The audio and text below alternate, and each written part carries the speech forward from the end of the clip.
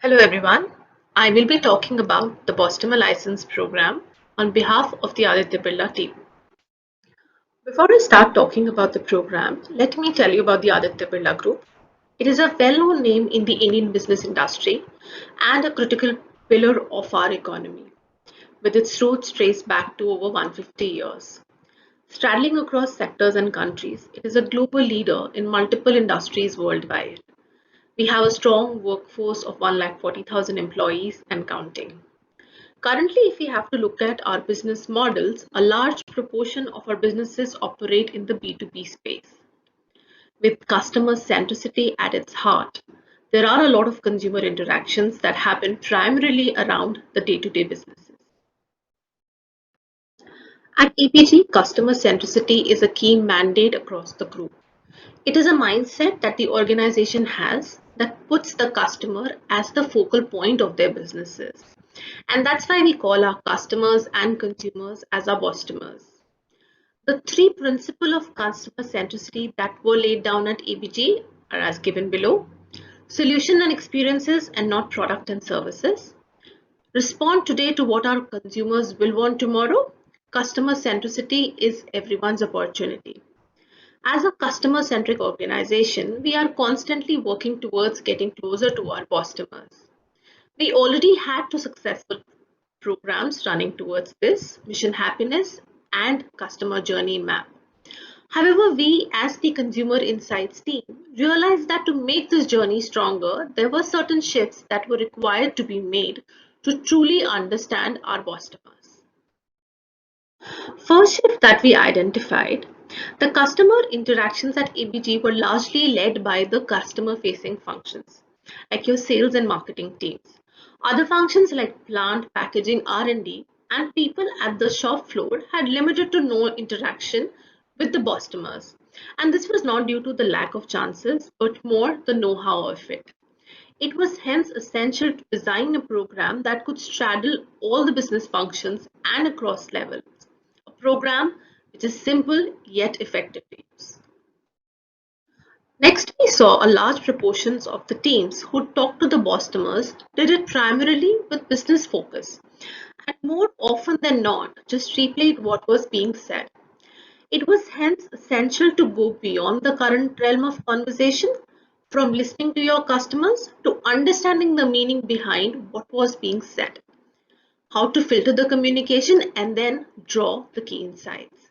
A shift from listening to hearing, understanding, and inciting. At the same time, while we had a lot of conversations going with the customers, the learning were all scattered. There was a shift required to bring them together to build a knowledge base and collectively draw insights. And lastly, we leveraged the strong knowledge base of all individual companies for a collective group understanding. And not just here and now, but in the long term to identify the consumer trends and shifts thereof for ABG. Hence, customer license was added as the third leg to the journey of customer centricity at ABG. Customer license is a structured end-to-end program to further ingrain customer centricity culture. It's a customized program to suit the need of B2B and B2C businesses. We focus on regularized interaction with our customers to get answers to specific business questions, stay updated about category, market, competition, etc. It inculcates the skill to personally connect with your customers, understand the obvious and beyond the obvious, build scale, and lead through consumer forward innovation. The program is applicable for all levels and all functions. The human part of the program is supported by robust in-house technology to further enhance and ease the journey through use of tools like Scheduler for the Connects, voice-based information capture, which is supported for multiple languages, and data analytics to arrive at meaningful insights. First, the program was about bringing a company-wide culture change to make it a way of life for every employee at APG. Hence, we had to look at it like climbing the Everest because for a large conglomerate like us, it's no small feat. So we began the training for the actual climb, which involved a lot of practical know-how building. The challenge was to keep it simple and yet robust enough for everyone. The capability building sessions were made experiential, were conducted by our in-house experts. The modules were non-prescriptive, especially given the audiences that we were looking to cover was not technologically savvy. The entire process was not prescriptive. We used a lot of audio video instruments to aid the overall learning process, along with recorded interviews to learn the interviewing techniques. We built capability to meaningful conversation through what we call as Lula. You listen, observe, learn, and act. All of these conversation gets converted into meaningful insights through assimilation and synthesis of data. Once the Basecamp training was done and the right capabilities are developed, it is now about the actual summit or the culture change that we wanted to bring in. Through institutionalizing BL as a way of doing business and empowering the employees through supporting them through communities, processes, enabling them to work constantly towards learning to draw deeper meaning from their conversations with their customers. The shifts that were brought in the culture with customer license, which we highlighted earlier as well, a customer centric program for all, shift from listening to inciting, from scattered learning to a solid knowledge base, and a collective understanding of our consumers led to the three I's: integrate, innovate, and inspire. We have integrated learnings, the meaningful conversations which get translated into actions. Functions are no longer working in silos, they come collectively together to generate ideas. The program provides a platform for our employees to stay in touch with our customers. They can test and validate their ideas for better and faster decision making, which in turn has actually helped them to capitalize on a lot of opportunities. The innovation is now outside in and is led by the cross-functional team. Customer license has led to motivated employees. Now our employees across functions and levels are a part of the innovation journey. They have direct access to the consumer, which was earlier limited to a few functions only. They are a part of the they are a part of the change management or not just mere spectators. The journey just starts here for our employees. Once they earn the customer license, that is a certificate of customer delight, they are equipped to lead the customer centricity journey for their business. They become a part of the customer license and ideation community, both within their business as well as for the group. They get to participate in various CXO forums, consumer forums, to present their big idea, which can also earn them rewards and recognition. And most importantly, they grow from enthusiasts to experiential champions of customer centricity. These levels, as mentioned here as bronze, silver, and gold, are defined under the program basis the number of interaction that one does with the customers over a period of time and how he translates the insights into actions. Internal recognition followed by the customer satisfaction is what that makes this journey fruitful for our employees. Here we have a glimpse of a business, how it improved its customer satisfaction score with constant endeavor of being customer centric. A group business which saw an improved NPS score by staying in touch with the customers, not just keeping it transactional, but going beyond to understand their plans, requirements, and coming up with relevant solutions. On the right, you see the score shift that we saw in the 2 financial years when the change happened. And with this, I close my presentation and present to you the team behind the Bostomer License program. Thank you very much.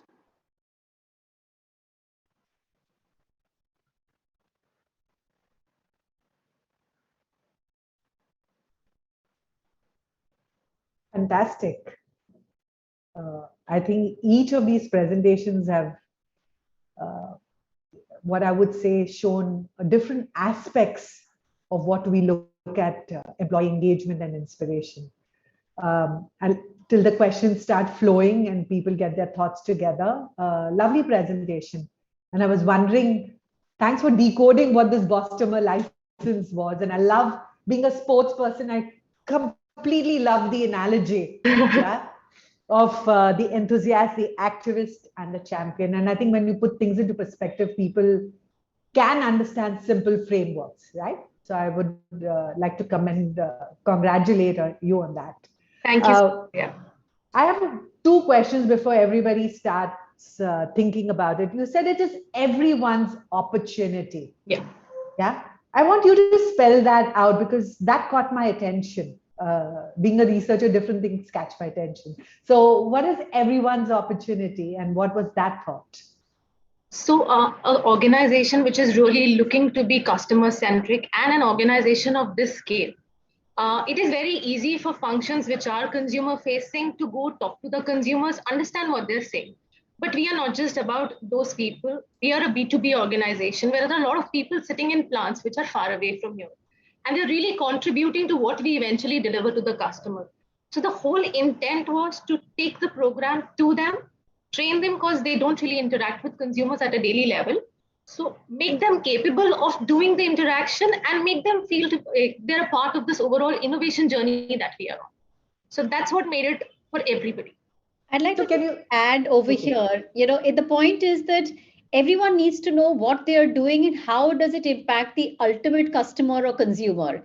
And when they go and listen to them, when they go and interact with the customers or the consumers, whether it's B2B or B2C, they come back feeling very motivated, very charged to say that what is their role in satisfying the consumer for his need. And that is what we meant. It's everybody's journey. They may not be doing the innovation, but they understand what role they play and how that impacts the customer in terms of his satisfaction from our product or service. So it's really getting everybody into it and everybody understanding why we're doing what we're doing. No, I think it's absolutely fantastic what you said, because there's nothing in our mind, and internally we don't say B2B or B2C. We only say the reality is H to H. That's right. I think that's why every opportunity was something that I picked up instantly. And I think that is well put. On the Hindalco bit, while the jump shows from 7 to 14, which is doubled, but you must understand that Hindalco is one of our oldest businesses within the group, set many years ago in the ways of working where supply was always short of demand, and therefore whatever we produced we sold, and we were doing very well. For them to understand the importance of meeting the customer, for them to be able to appreciate that and then work towards improving the scores further is a big talking point for us in the group, because one of our oldest and the largest B2B business, which is into commodities, to now and understand how it impacts the customer or consumer and then kind of improve your satisfaction scores was very commendable. Absolutely. And I love, I have a related point to the plant and how, it's very difficult to preach to the choir like us, right? That's what you mentioned, right, Monica? But what are the two things that you did that really built that capability within them? That would be something that all of us could learn, right? Okay. Again, the set of audiences we are talking about, for them, we had to keep in mind that, we are making their lives simple through this program and not really complicated. So the overall program was made very experiential. It was not at all prescriptive basis the need of the people or the teams we are talking to. We could modify it. And thanks to the digital movement that happened during COVID, it was easier to reach them and reach out more people. So making it simple, easy to comprehend, experiential, use of videos, illustrations, which really helped them understand. It wasn't, the ask was here to make it easy for them so that they can relate to it and really learn from them. What we tried. So also the another thing that we did is two things over here. See, end of the day, any program like this has to be viral. It has to be, it has to build a cultural ecosystem. So keeping it very regional, the regional languages, the nuances, when you go to a plant in remote part of India and you actually bring them out to see their end consumers, which they never saw, okay, and interact with them. The other thing is what Monica alluded to. We kept it very simple. We said, okay, let's meet the consumers, let's meet the customers, and then let's understand the three fundamental things. Okay, what hypothesis got validated, what hypothesis got negated, and what new thing did we learn? And once that the magic of the consumer is once you brought that back into the ecosystem, then viral loops started happening. Yes, we became sticky, potential. People started talking about it. New ideas came in, and it caught on over a period of time. So keeping it simple, keeping it relevant, keeping it regional, very language, tonality, everything. And end of the day, simple. Okay, and saying look, the consumer is something not out there, but it's something you need to continuously inculcate and do over a period of time. As simple as that. Correct. So, Deep, you said language and tonality, and that is very, very central to any communication. And that's what you've written in your little synopsis. Communication was what you were gunning for, right? And I think that's what you managed to achieve. There's a quick question, and I think we should talk about, and that's again, Mr. Kalai is saying customer loyalty is highly distorted in COVID days. For example, many customers move from regular purchase sources, right? Then how do you motivate employees to get back to the customer, to bring the customer loyalty and delight back? So is there one quick tip that helps in doing that? Listen. Go to person, understand them, redo your journeys, redo what, because when their framework changes, if our framework changes along with what they're looking for, we're going to get back to them. So I think it's about really being there where the customer is, understanding what his or her pain points are, what are the needs, how have they shifted, and therefore what can we quickly do to move our ecosystem around to satisfy his or her need. Is it a price thing? Is it a packaging thing? Is it a product formulation? Is it a service? Whatever that we need. And that's what we have done in the COVID times. And that's why we've kind of stayed back with our customers or consumers. Absolutely. There's no quick solution, right, for anything. Sunita also say, to continue what Sunita said, it's simple. You listen to the customer or the consumer. You listen with intent. You learn, collectively learn. Culture barriers are broken. Silos are broken. The third one is the most important. You act on it. Even if, see, a lot of our industries, like Sunita explained, they're high capex intensive industries. Even if I can't solve for it, it's like a doctor. Even if going back and telling the consumer, look, I can't solve for it this season, may not be the next season, but I will definitely solve for it at some point of time, is half the job done. And acknowledging that and then rewarding the internal folks who actually solve for it. So listen, learn, act, and reward. Simple. Keep it like that, then the magic starts happening. Yes. And I think I've come to my end of my session in a different way, but I loved Lola. I love Lola. I mean, it is nice. I think I'm a big one for 3-letter acronyms, but I love your 4-letter acronyms. And for the benefit of others, if you're really dying to know what Lola is, go and check out the video on the MRSI website, where we have all of these sessions curated. And believe me, the seminar committee has put in a huge effort. And these dynamic young duo, Rakshit, wagging his finger now. I know when he's standing that I need to end because we have got our next session. But amazing. And I think had a fantastic time talking to you all. And handing it over to Rakshit as well. I just want to say one thing before we go, that in a B2C or in an FMCG, this becomes lay of the land. But in an organization such as ours, which is spread over many continents with 120,000 plus employees, to get this movement going and get people to appreciate it was a big, big task that was done. And we're very, very proud of what we've achieved. There are some questions for you all. Maybe you could type the answer by Vivek Gupta. That would be lovely to tell him how long it has been running. Over to you, Rakshit. Otherwise, we'll never stop. Thank